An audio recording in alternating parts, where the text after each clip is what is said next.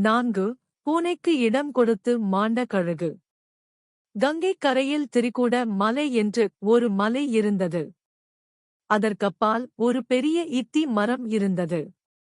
அந்த மரப்பொந்தில் ஒரு கிழட்டு கழுகு வாழ்ந்து வந்தது. அந்த கழுகுக்கு கண்ணும் தெரியாது, கால்களில் நகமும் கிடையாது. அதற்காக இறக்கப்பட்டு காட்டில் உள்ள பறவைகள் எல்லாம் தாந்தாம் தேடுகின்ற இரையில் சிறிது சிறிது கொண்டு வந்து கொடுத்து அதைக் காப்பாற்றி வந்தன. ஒரு நாள் அந்த இடத்திற்கு பூனை ஒன்று வந்து சேர்ந்தது. அது பறவைகளின் குஞ்சுகளைப் பிடித்து தின்னும் நோக்கத்தோடுதான் அங்கே வந்தது. அந்த பூனையைக் கண்டதும் அங்கிருந்த பறவை குஞ்சுகளெல்லாம் பதை பதைத்து கத்தின. கண் தெரியாத அந்த கிழக்கமுக்கு ஏதோ கெடுதல் வந்துவிட்டதென்று துடித்து அந்த குஞ்சுகளைப் பார்த்து, ஏன் பயந்து கத்துகிறீர்கள் என்று கேட்டது. இதற்குள் அந்த பூனை தர்த்திரமாக நாம் பிழைத்துக் கொள்ள வேண்டும் என்று எண்ணி கழுகின் முன்போய் நின்று கொண்டு, ஐயா வணக்கம் என்று கூறியது.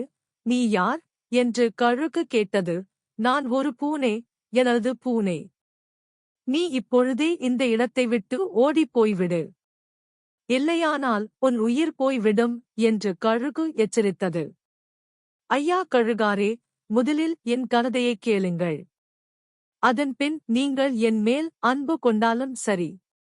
சாதி வேறுபாட்டை மனத்தில் கொண்டு மற்ற பிராணிகளைக் கொல்லுவதும், சாதிக்கொரு நீதி என்ற முறையில் உபசாரம் செய்வதும் நேர்மையான முறையல்ல.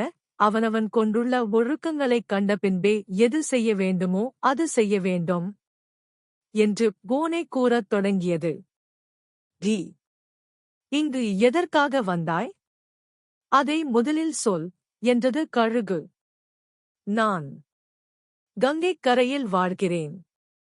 நாள்தோறும் கங்கை நதியில் உடல் முழுவதும் குளித்து சாந்தராயணம் என்ற யுட்விரதத்தைச் செய்து வருகிறேன்.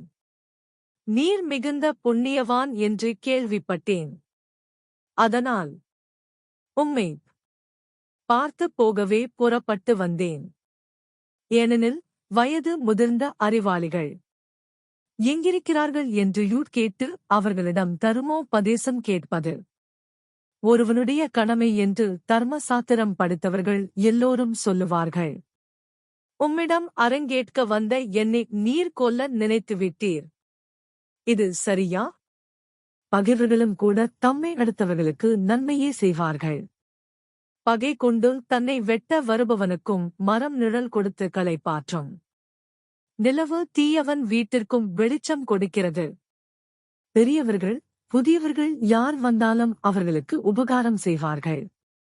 எவனொருவன் வீட்டிற்கு ஒரு விருந்தாளி வந்து முகம் வாடித் திரும்புகிறானோ அவன் வீட்டு புண்ணியத்தை எடுத்துக்கொண்டு தன் பாவத்தை அங்கே விட்டு விட்டுச் செல்லுகிறான் அந்த விருந்தாளி என்று சொல்லுவார்கள். ஷூட் என்று பூனை சொல்லிக் கொண்டிருந்தது.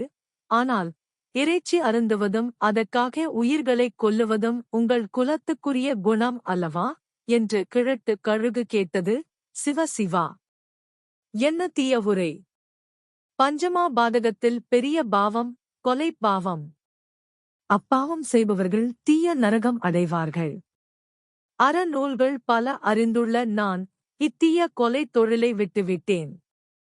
நல்ல பழவகைகளை உண்டு வாழ்கின்றவர்கள் பாவச் செயல் செய்ய புகுவார்களா என்று பூனை தன்னைப் பற்றி உயர்வாக பேசிக் கொண்டது. கழுகு கடைசியில் அதை நம்பியது. பூனையும் தன்னோடு இருக்க அது இடங்கிரடுத்தது. பூனை பிறகு கழுகுக்குத் தெரியாமல் மெல்ல மெல்ல நடந்து சென்று இளம் பறவை குஞ்சுகளைப் பிடித்துத் தின்று கொண்டிருந்தது. நாளடைவில் தங்கள் குஞ்சுகளைக் காணாமல் பறவைகள் தேடத் தொடங்கின. இது தெரிந்தவுடன் பூனை அங்கிருந்து ஓடிவிட்டது.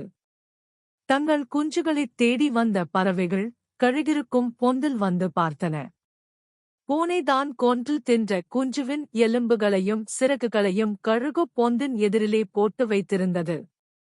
அந்த எலும்புகளையும் சிறகுகளையும் கண்ட பறவைகள் கழுகுதான் தங்கள் குஞ்சுகளைக் கொன்று தின்றுவிட்டது என்று நினைத்து கோபம் கொண்டன. எல்லாமாக கூடி அத்தக்கிழட்டு கழுகைக் கொத்திக் கொத்திக் கொன்றுவிட்டன. குணம் தெரியாமல் யாருக்கும் இடம் கொடுக்கக்கூடாது என்பது இதனால் நன்கு விளங்குகிறது.